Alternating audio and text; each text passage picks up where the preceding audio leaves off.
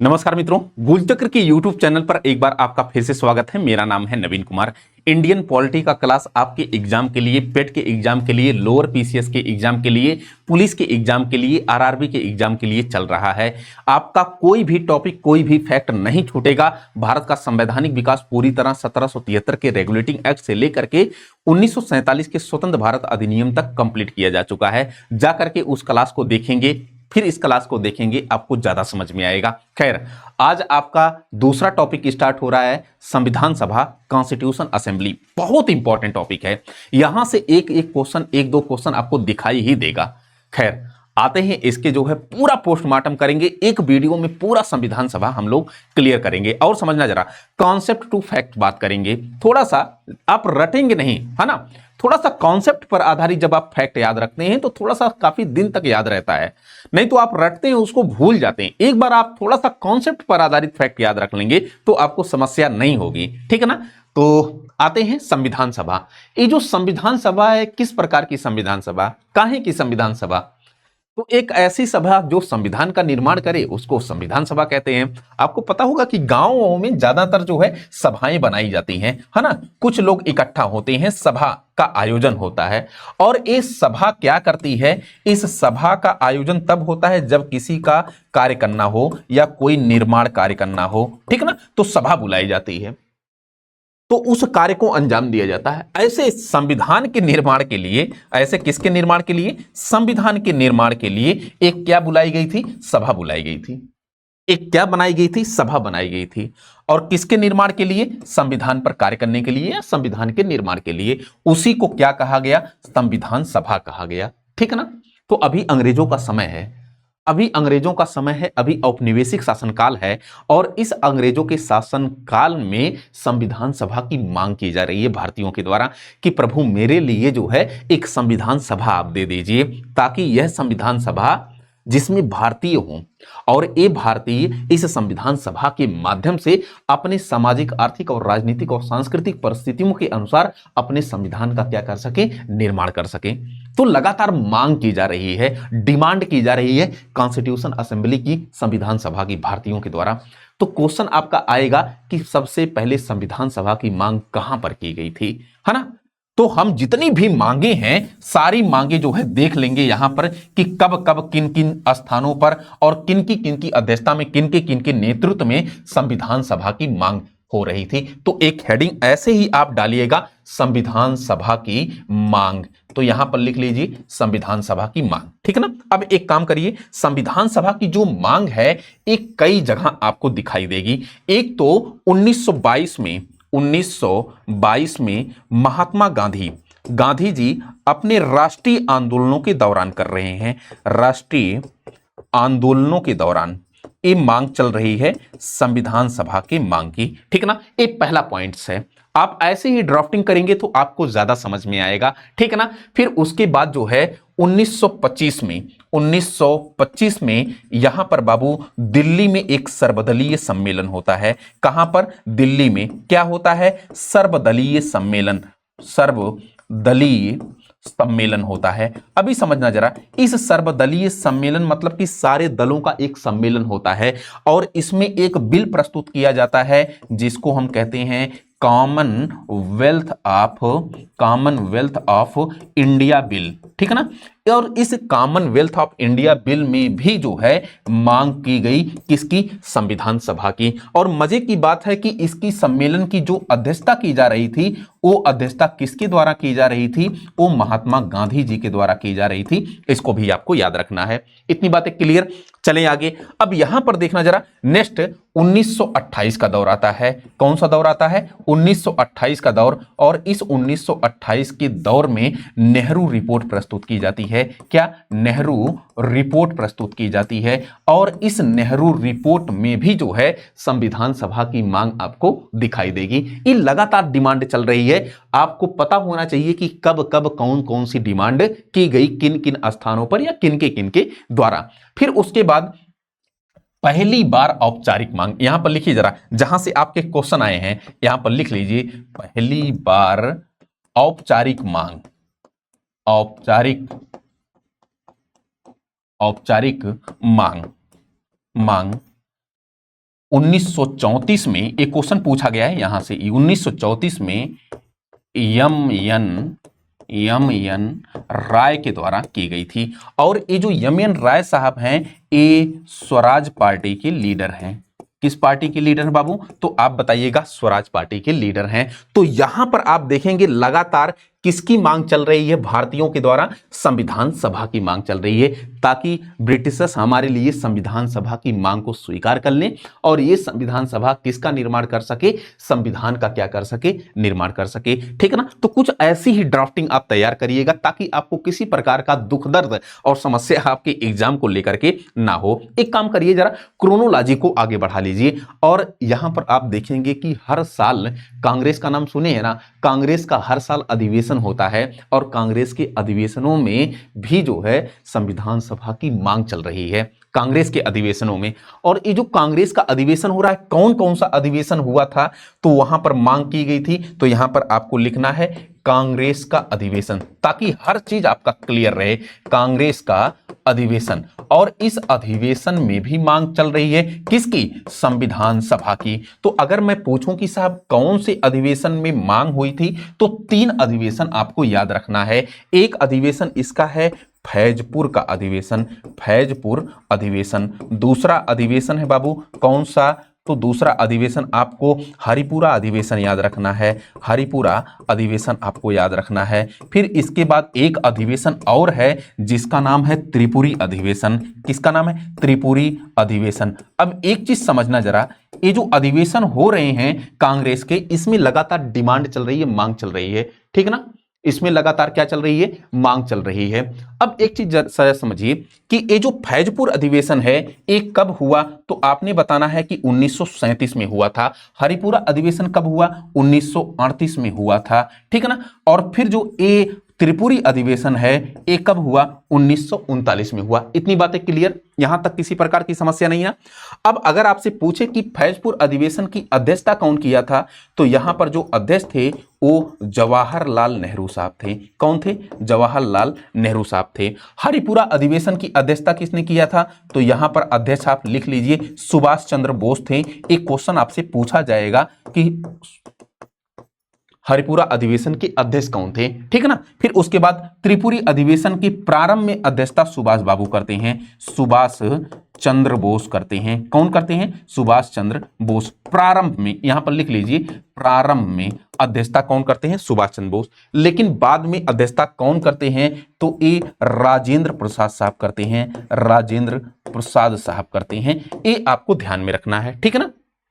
तो एक कुछ लगातार डिमांड चल रही है। अभी देखिए मास्टर आपको क्या बता रहा है, केवल यही बताने की कोशिश कर रहा है कि भाई जो कॉन्स्टिट्यूशन असेंबली है, संविधान सभा है, उसकी मांग लगातार चल रही है।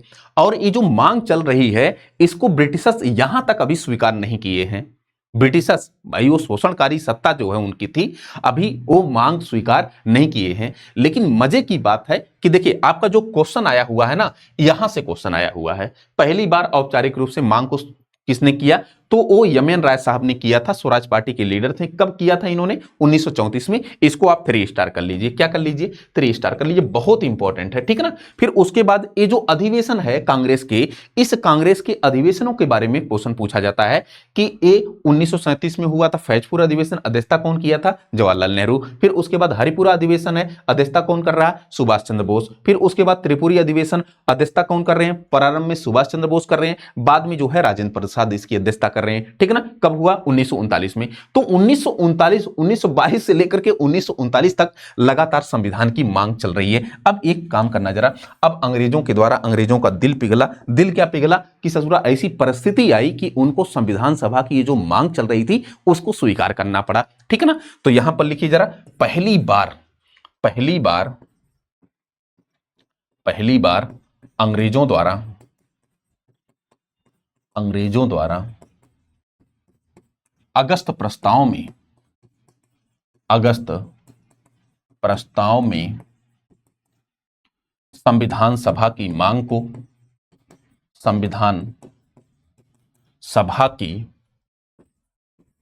मांग को स्वीकार कर लिया जाता है, स्वीकार कर लिया जाता है। इतनी बातें क्लियर। ये बहुत इंपॉर्टेंट है, यहां से क्वेश्चन पूछा गया है कि जो भारतीयों के द्वारा लगातार मांग की जा रही थी संविधान सभा की, उसको पहली बार अंग्रेजों के द्वारा कब स्वीकार किया गया? तो वो अगस्त प्रस्ताव में स्वीकार किया गया। कब स्वीकार किया गया बाबू? अगस्त प्रस्ताव में स्वीकार किया गया। अब थोड़ा सा यहां पर अगर आपको याद रखना है तो एक काम करिए, जरा यहां पर आप डाल लीजिए हेडिंग अगस्त प्रस्ताव। थोड़ा सा बात आप अगर अगस्त प्रस्ताव के बारे में जान लेंगे तो आपको दिक्कत नहीं होगी, ठीक है ना। ये अगस्त प्रस्ताव अभी समझना जरा, अगस्त प्रस्ताव कब लाया गया, किसके द्वारा? इतने समय वायसराय कौन है देश के?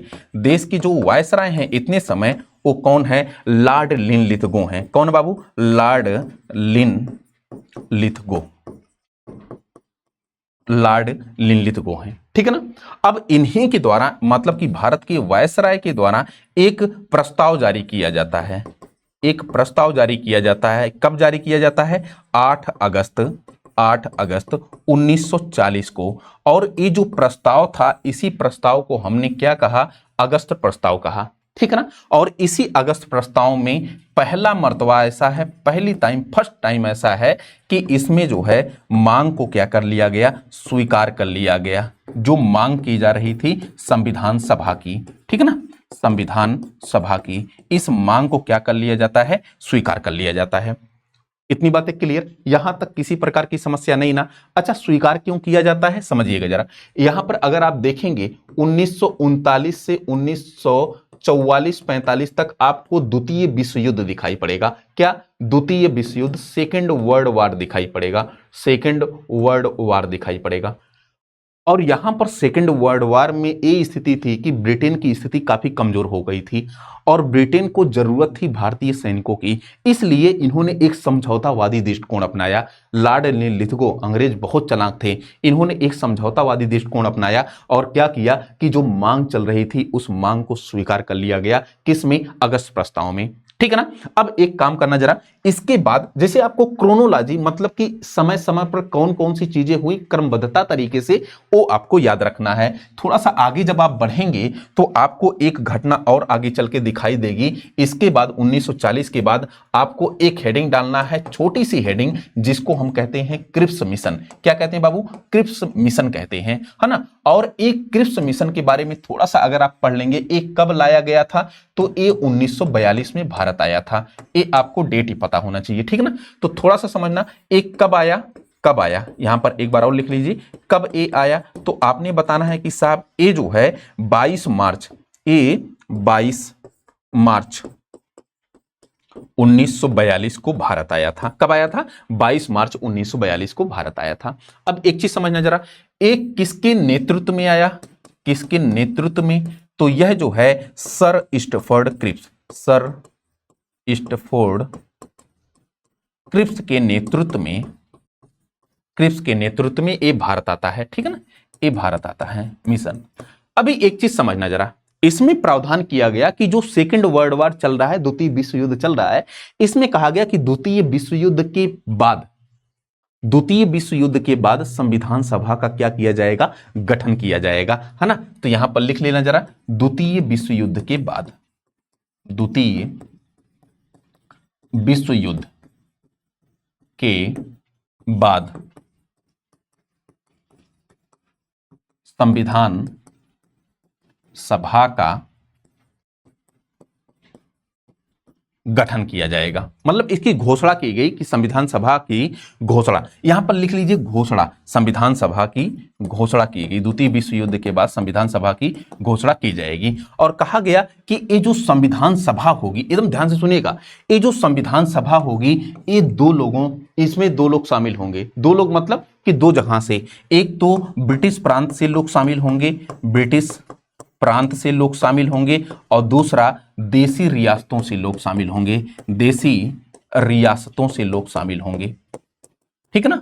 ब्रिटिश प्रांत मतलब कि प्रांत जैसे बॉम्बे प्रांत था, मद्रास प्रांत था, बंबई प्रांत था, बंगाल प्रांत था, संयुक्त प्रांत था, ऐसे प्रांत थे ब्रिटिश प्रांत। तो इस ब्रिटिश प्रांत से लोग जो है संविधान सभा में जाएंगे और देशी रियासतों मतलब कि जो राजे रजवाड़े हैं ये अपने प्रतिनिधियों को वहां पर भेजेंगे, है ना।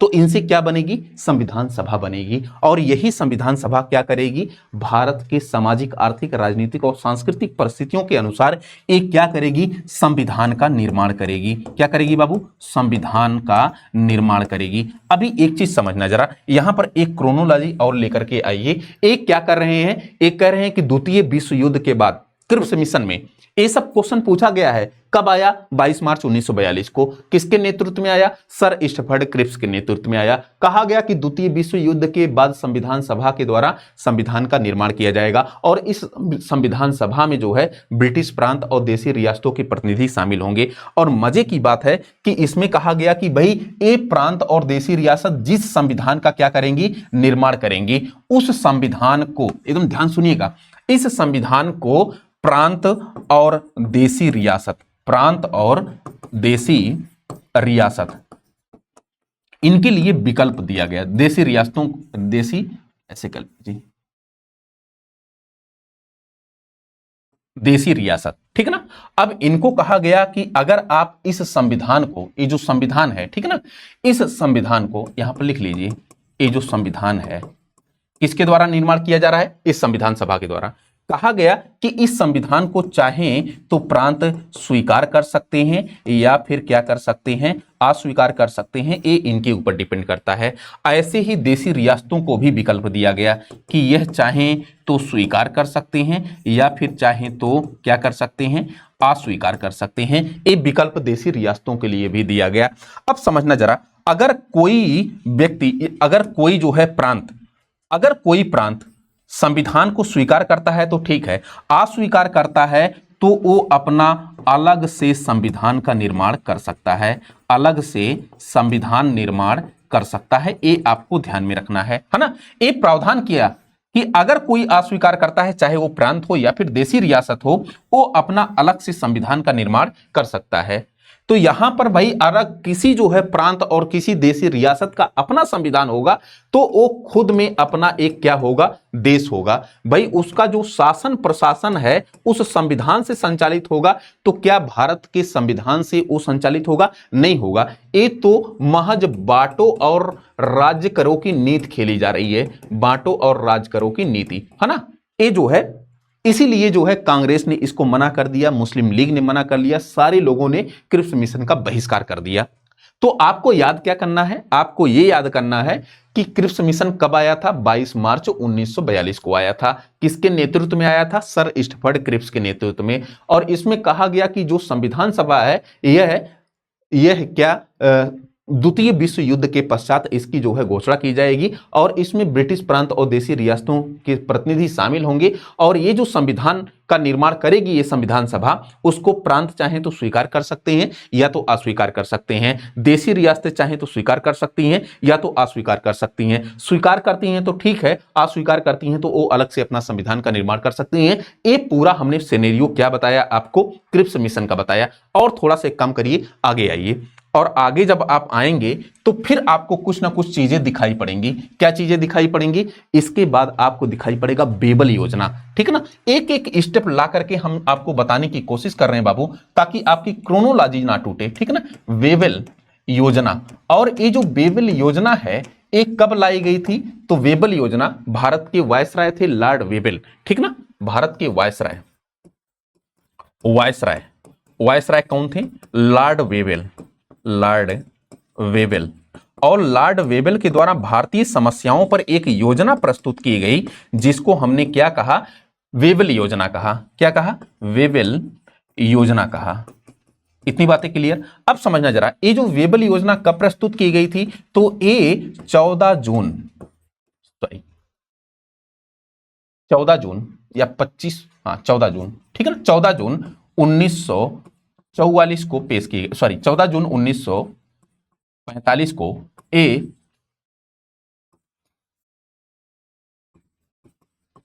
पेश की गई थी। इतनी बातें क्लियर। तो ये डेट्स आपसे हो सकता है कि पूछ ले कि बेबल योजना का डेट क्या है, 14 जून 1945। कब किसके द्वारा पेश की गई थी? लॉर्ड बेबल के द्वारा भारतीय समस्याओं पर एक योजना प्रस्तुत की गई जिसको बेबल योजना कहा गया। और इसमें मजे की बात है कि केवल एक दो पॉइंट आपको याद रखना है। कौन सा पॉइंट? कहा गया कि वायसराय की कार्यकारिणी परिषद का विस्तार किया जाएगा। कहा गया क्या कि जो वायसराय है, इस वायसराय की जो कार्यकारिणी परिषद है, कार्यकारिणी परिषद, और इस कार्यकारिणी परिषद का क्या किया जाएगा बाबू? तो आपने बताना है कि साहब इसका विस्तार किया जाएगा, ठीक है ना। और इसका विस्तार इस लेवल में किया जाएगा कि इसमें एकदम ध्यान से सुनिएगा, इसमें क्या होगा कि इसमें गवर्नर जनरल और प्रधान सेनापति के अलावा सभी भारतीय होंगे। सभी क्या होंगे? सभी भारतीय होंगे। इतनी बातें क्लियर? तो यहां पर क्या कह रहा है कि बेबल योजना में एक चीज आपको ध्यान में रखना है। बेबल योजना में कहा जा रहा है कि वायसराय की जो कार्यकारिणी परिषद होगी, इस कार्यकारिणी परिषद में एक तो आपको इसका विस्तार किया जाएगा। किसका? वायसराय की कार्यकारिणी परिषद का। और कहा गया कि गवर्नर जनरल, यहां पर देखिए कहा जा रहा है कि भाई गवर्नर जनरल और प्रधान सेनापति को छोड़ करके जितने भी लोग होंगे इस परिषद में, ये सारे लोग क्या होंगे? भारतीय होंगे। एक क्वेश्चन आपसे पूछा गया है। फिर कहा गया कि ये जो वायसराय की कार्यकारिणी परिषद है, ये कार्यकारिणी परिषद है, इस कार्यकारिणी परिषद में जो हिंदू शामिल होंगे और जो मुसलमान शामिल होंगे, तो इसमें कहा गया कि हिंदुओं और मुसलमानों की संख्या बराबर होगी। ये लेकर के क्वेश्चन पूछा गया है, हिंदुओं और मुसलमानों इनकी संख्या क्या होगी? बराबर होगी। इस पॉइंट्स को हाईलाइट कर लीजिएगा, संख्या बराबर होगी, ठीक है ना। बहुत इंपॉर्टेंट फैक्टर, बहुत इंपॉर्टेंट पॉइंट है। यहां तक आपको ये चीजें याद रखनी है बेबल योजना से संबंधित, ठीक है। तो आप अभी तक कहां तक आए, तो थोड़ा सा कंप्लीट ही कर लेते हैं ताकि आपको समस्या ना हो। बेबल योजना के बाद शिमला समझौता आता है। बेबल योजना के बाद क्या आता है? तो आपने बताना है कि साहब शिमला समझौता आता है। शिमला समझौता। और ये जो शिमला समझौता है, यह शिमला समझौता 25 जून 1945 से 14 जुलाई 1945 तक चलता है। और ये बेबल योजना पर विचार करने के लिए लाया गया था। बेबल योजना पर विचार करने के लिए लाया गया था, लेकिन इसमें कुछ विशेष निष्कर्ष नहीं निकल पाया, इसलिए क्या रहा? ये असफल रहा। तो इतनी बातें क्लियर। अब इसके बाद एक और जो है मिशन आता है, जिसको हम क्या कहते हैं, जहां की क्वेश्चन की आपकी भरमार होगी, जिसको हम क्या कहते हैं? कैबिनेट मिशन कहते हैं। क्या कहते हैं बाबू? कैबिनेट मिशन कहते हैं, ठीक ना। और एक कैबिनेट मिशन कब आता है? तो यह कैबिनेट मिशन 1946 में आता है। अब एक काम करिए, जरा यहां तक स्टॉप अपने आप को लीजिए, बहुत मजेदार है। अब एक बार थोड़ा सा आपने जो पढ़ा हुआ है उसको आप एक काम करिए, नीचे लाइए, उसको आप जो है थोड़ा सा नीचे लाइए। क्या क्या आपने पढ़ा यहां पर देखिए जरा। आप संविधान सभा की मांग को स्टार्ट किए थे। हमने बताया कि एक ऐसी सभा जो संविधान का निर्माण करे उसको संविधान सभा कहेंगे।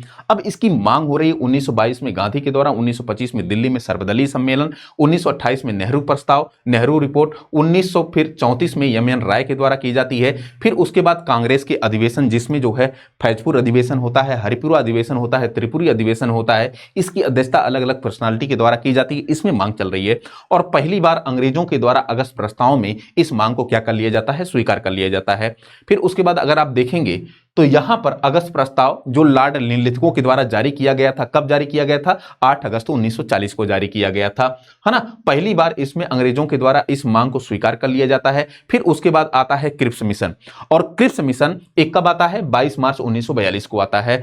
किसके नेतृत्व में आता है? सर इस्टबर्ट क्रिप्स के नेतृत्व में। द्वितीय विश्व युद्ध के पश्चात कहा गया कि जो है संविधान सभा की घोषणा की जाएगी, और इस संविधान सभा में कौन शामिल होगा?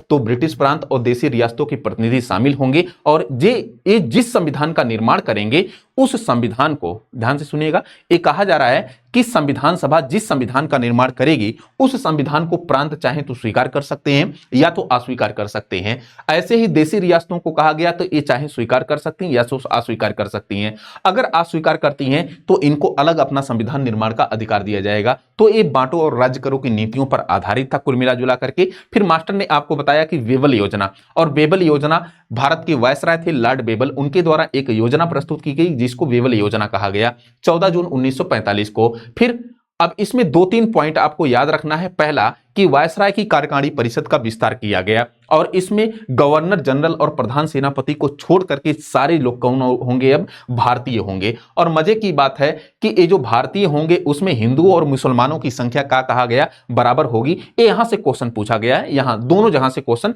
प्लस आपको डेट याद रखना है, ठीक है ना, क्रोनोलॉजी को लेकर के। उसके बाद शिमला समझौता होता है, और शिमला समझौता 25 जून 1945 से लेकर के 14 जुलाई 1945 तक होता है। वेबल योजना पर विचार करने के लिए लाया गया था, लेकिन कुछ विशेष निष्कर्ष नहीं निकल पाया। और इसके बाद फिर आता है आपका मेन मिशन, कैबिनेट मिशन। यहां तक बातें क्लियर? किसी प्रकार का दुख दर्द तो नहीं ना? अब इस कैबिनेट मिशन में तमाम प्रावधान किए गए हैं, एक एक लाइन से आपके क्वेश्चंस पूछे गए हैं। तो एक एक लाइन से जो क्वेश्चन पूछे गए हैं, तो यहां पर एक आप हेडिंग डालिएगा, क्या? कैबिनेट मिशन, ठीक है ना? क्या है? आप हेडिंग डालिएगा कैबिनेट, कैबिनेट मिशन। देखिए, मेरा ये मानना है कि भाई 1 घंटे का क्लास मतलब 1 घंटे का क्लास, उसमें 1 मिनट भी जरा भी इधर उधर नहीं होना चाहिए। क्योंकि मैं अपने आप को सबसे अलग पाता हूं, सबसे अलग कोशिश करता हूं रहने की, कि ताकि मैं मतलब क्यों हंसाऊं आपको? भाई आप हंसे ना, अपने दोस्तों के साथ आप हंसे, अपनी गर्लफ्रेंड के साथ हंसे, अपने बॉयफ्रेंड के साथ हंसे, कि आपको यहीं पर हंसना है। नहीं मेरे प्यारे भाई, अगर 1 घंटा आपने जबरदस्त तरीके से दे दिया ना, तो वो आपका अपना है, वो आपके भविष्य की रूपरेखा खींची जा रही है, ठीक है ना? तो आते हैं कैबिनेट मिशन। और कैबिनेट मिशन आपको पता होगा कि यह जो है कब आया, तो यहां पर लिखिए जरा, कब आया कैबिनेट मिशन? बहुत इंपॉर्टेंट है, बार बार पूछा गया है। तो ये 24 मार्च 1946 को एक कहां?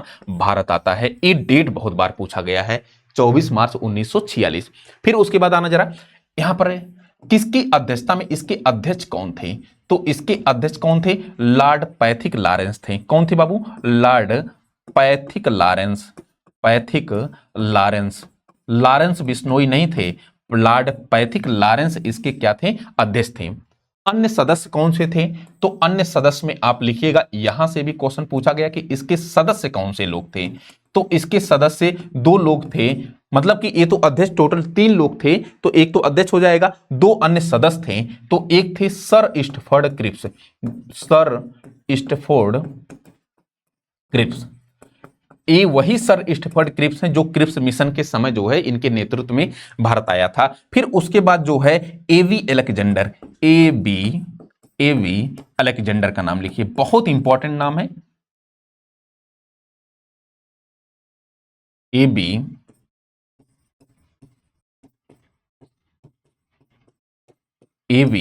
अलेक्जेंडर, ठीक है ना? तो ये 2 लोग थे, सर स्टफोर्ड क्रिप्स और एबी अलेक्जेंडर, और साथ ही साथ अध्यक्षता कौन कर रहे थे? Lord Pethick Lawrence. ये लोग जो है भारत आते हैं, और भारत आकर के मजे की बात है कि बहुत सारे प्रावधान ये करते हैं। कब आते हैं ये? 46 में आते हैं, द्वितीय विश्व युद्ध समाप्त हो गया है। तो मजे की बात है, कब देश जो है आजाद होने की तरफ है ना? देश कहां? आजाद होने की तरफ। अब इसमें कई ऐसे प्रावधान किए गए जो बेहद इंपॉर्टेंट है। जो क्या है? बेहद इंपॉर्टेंट। तो यहां पर आपको प्रावधान लिखना है कैबिनेट मिशन का। क्या लिखना बाबू? प्रावधान। अभी एक चीज समझिएगा जरा, इस प्रावधान में कई पॉइंट्स हैं, बहुत पॉइंट हैं। कौन कौन से पॉइंट? पहला वाला, कहा गया कि इसमें संविधान सभा के निर्माण की घोषणा की, संविधान निर्माण का प्रावधान किया गया। पहला कि संविधान निर्माण, संविधान सभा के निर्माण का प्रावधान किया गया। ये पहला पॉइंट है। ठीक है ना। और कहा गया कि ये जो संविधान सभा होगी, यहीं पर कर लीजिए, ये जो संविधान सभा होगी उसमें प्रांतों की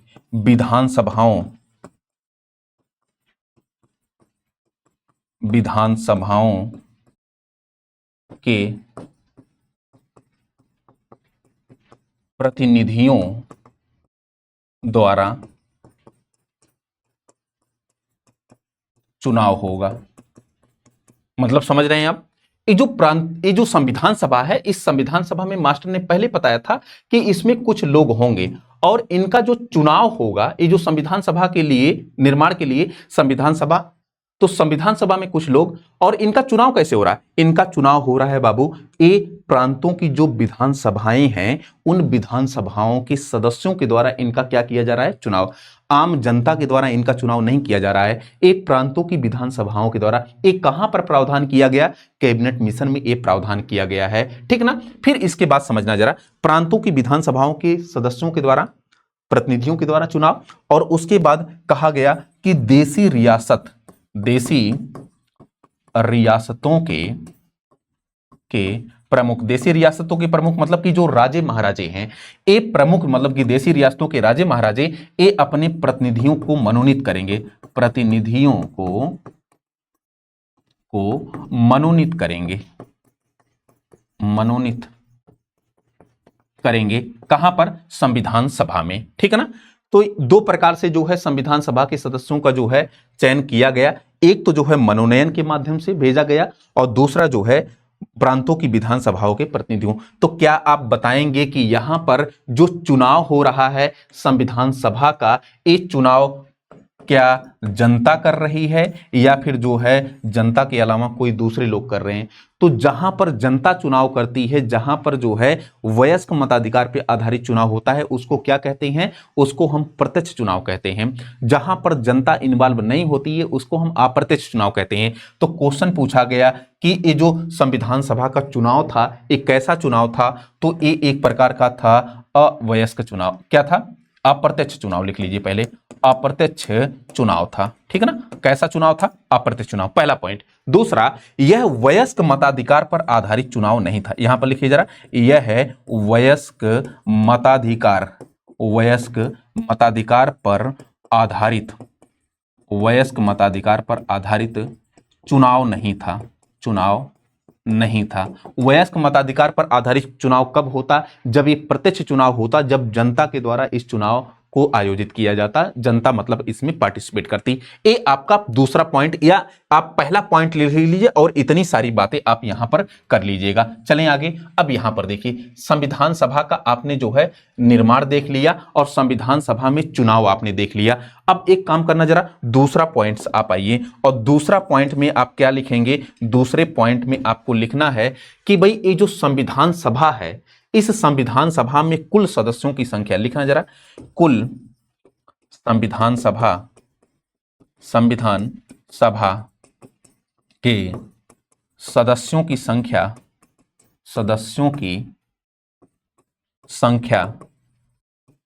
389 निश्चित की गई। एक क्वेश्चन आपसे पूछा जाता है कि कितनी निश्चित की गई थी? 389 निश्चित की गई थी संविधान सभा के सदस्यों की संख्या। एक पहला, दूसरा पॉइंट है। तीसरा पॉइंट लिखना जरा। तीसरा पॉइंट, 10 लाख जनसंख्या पर एक प्रतिनिधि का क्या होना था? चुनाव होना था। इसको लिखिए जरा, 10 लाख जनसंख्या पर, 10 लाख जनसंख्या पर एक प्रतिनिधि का चुनाव किया जाना था। इतनी बातें क्लियर? तो ये आपके 4-5 पॉइंट हो गए। और फिर इसके बाद जरा आना आप, तो यहां पर एक चीज और प्रावधान किया गया कैबिनेट मिशन में, और कौन सा वो प्रावधान है? कहा गया कि यहां पर अंतरिम सरकार बनाई जाए। एक और पॉइंट लिखना जरा, अंतरिम सरकार का गठन किया जाए, ठीक है ना। तो एक कुछ पॉइंट आपको बताना है, किसमें? कैबिनेट मिशन में बताना है। अब एक काम करते हैं थोड़ा सा एक काम करते हैं, अलग पेज ले लेते हैं, है ना। अलग पेज कभी से नहीं, कूलर चला लेते हैं। अलग पेज हमने नहीं लिया। अब यहां पर आते हैं, थोड़ा सा समझिएगा जरा। जो ये कैबिनेट मिशन है, कैबिनेट मिशन,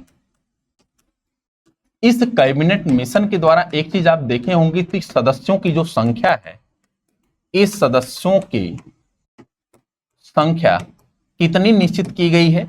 तो आपने बताया कि साहब 389 निश्चित की गई है। इतनी बातें क्लियर। लेकिन यहां पर समस्या क्या है कि अभी भी ये आजादी से पहले की संख्या है। किसकी? आजादी से पहले की संख्या है। लेकिन सवाल यह है कि जब देश आजाद होगा तो आजादी के बाद की क्या कंडीशन होगी?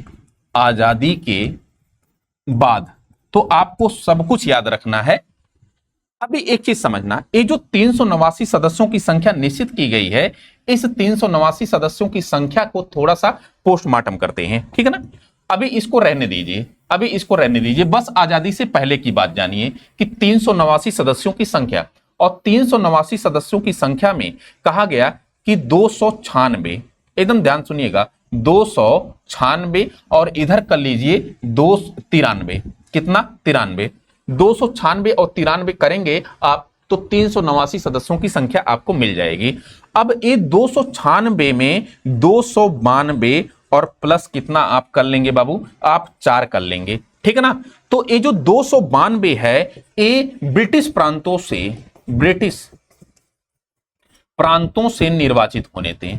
ब्रिटिश प्रांतों से जो 11 ब्रिटिश प्रांत थे, वहां की विधानसभाओं के सदस्यों के द्वारा ये 292 सदस्य क्या होने थे? निर्वाचित होने थे। ये 4 जो सदस्य हैं, ये चीफ कमिश्नरी क्षेत्रों से, जिसको हम क्या कहते हैं? यूटी कहते हैं। जैसे आज का यूनियन टेरिटरी है ना, केंद्र शासित प्रदेश, जैसे दिल्ली है, पुदुचेरी है, अंडमान निकोबार है, वैसे तब 4 चीफ कमिश्नरी क्षेत्र थे, और यहां से आपको 4 सीटें दिखाई पड़ेंगी। कहां पर? संविधान सभा में। ये 4 चीफ कमिश्नरी क्षेत्र कौन से थे? तो एक है दिल्ली, अजमेर, मेरवाड़, कुर्ग, बलूचिस्तान। ये 4 क्षेत्र हैं। कुर्ग कहां है? तो आपने बताना है कि साहब एक कर्नाटक में है, ठीक है ना। बलूचिस्तान आप जानते हैं इतने समय पाकिस्तान में है। तो ये 4 चीफ कमिश्नरी क्षेत्र यहां पर लिख लीजिए, चीफ कमिश्नरी ये क्षेत्र हैं। यहां से 4 सदस्यों की संख्या आनी है। फिर उसके बाद ये जो 93 सीटें हैं, यह 93 सीटें देसी रियासतों के प्रमुख अपने प्रतिनिधियों को मनोनीत करेंगे। अपने प्रतिनिधि को क्या करेंगे? मनोनीत करेंगे। इतनी बातें क्लियर। तो ये आजादी से पहले हमने जो है सिचुएशन बताई कि 389 के सदस्यों की संख्या की। अब एक काम करना जरा, अब जुलाई अगस्त 1946 में चुनाव होता है। उस चुनाव को लेकर भी क्वेश्चन पूछा गया है ना, कि संविधान सभा का जो चुनाव हुआ था उसमें कितने लोगों को कितनी सीटें प्राप्त हुई। तो यहां पर लिखना जरा, जुलाई अगस्त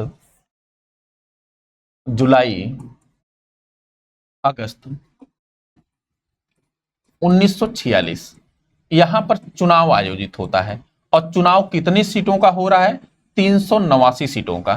तो किस किस क्षेत्र को, किस किस दलों को कितनी कितनी सीटें प्राप्त हुई?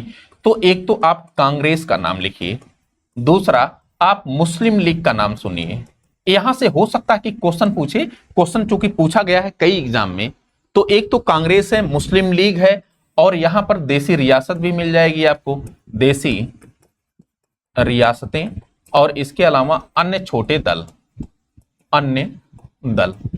ये जो कांग्रेस है, कांग्रेस को टोटल 208 सीट प्राप्त हुई थी। कितने में से? 389 में से एक क्वेश्चन पूछा गया है मेरे प्यारे भाई। फिर उसके बाद 73 जो सीट है, ये 73 सीट मुस्लिम लीग को प्राप्त हुई थी। किसको? मुस्लिम लीग को प्राप्त हुई थी। ये आप लिख लें। है ना। फिर उसके बाद देसी रियासतें हैं, यहां पर जानते हैं कि आप फिक्स है 93 सीटें देसी रियासतों को सौंपी गई थी कि ये अपने प्रतिनिधियों को मनोनीत करेंगे। और फिर जो छोटे दल हैं इनको 15 टोटल सीटें प्राप्त हुई थी। तो ये 389 सदस्यों का जब चुनाव हुआ तो इस प्रकार का सिनेरियो था। यहां से कांग्रेस की सीट को लेकर के क्वेश्चन पूछा गया है और मुस्लिम लीग की सीट को लेकर के क्वेश्चन पूछा गया है, ठीक है ना। चले आगे।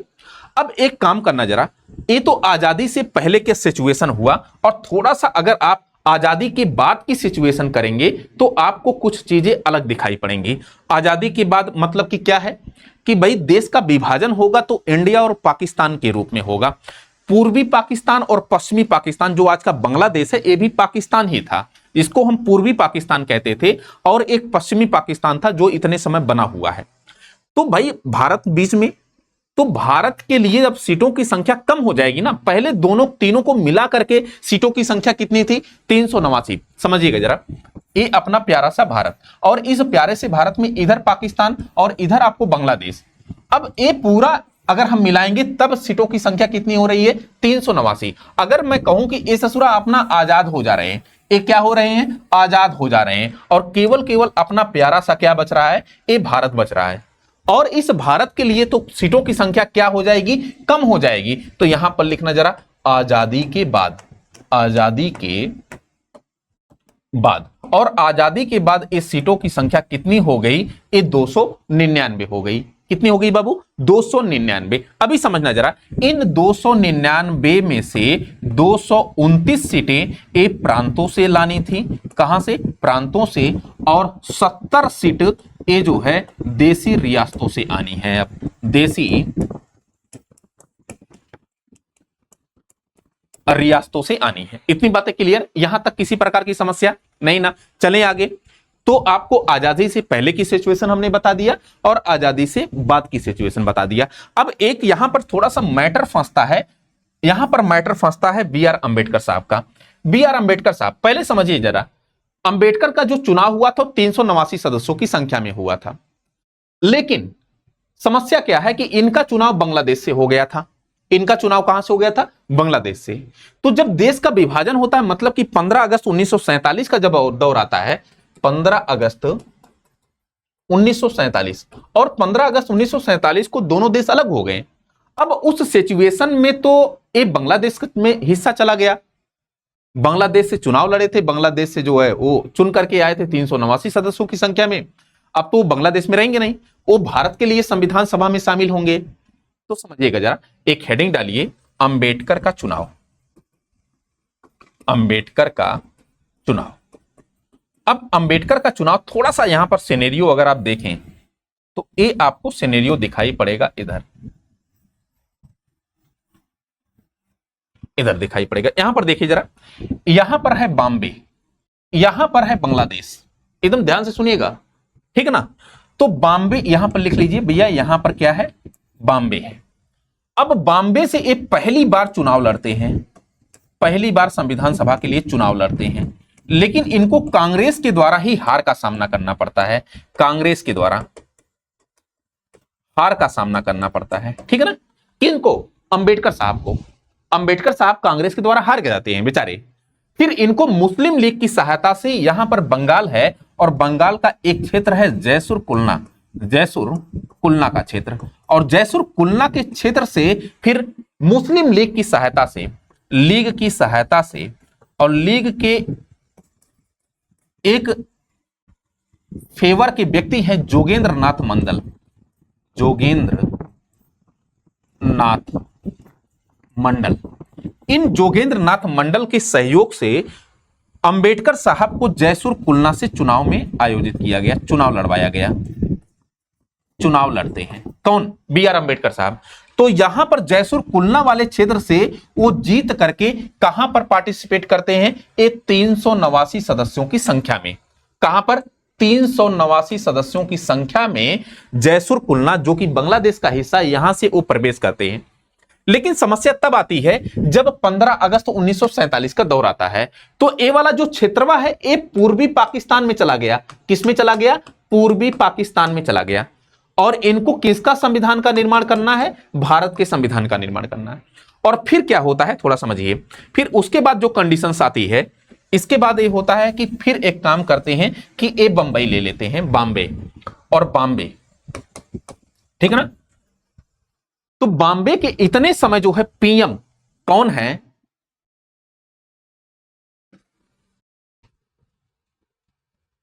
बॉम्बे। तो बॉम्बे का एक क्षेत्र है पूना, पूना, ठीक है ना। पूना जो क्षेत्र है यहां से एम आर जयकर,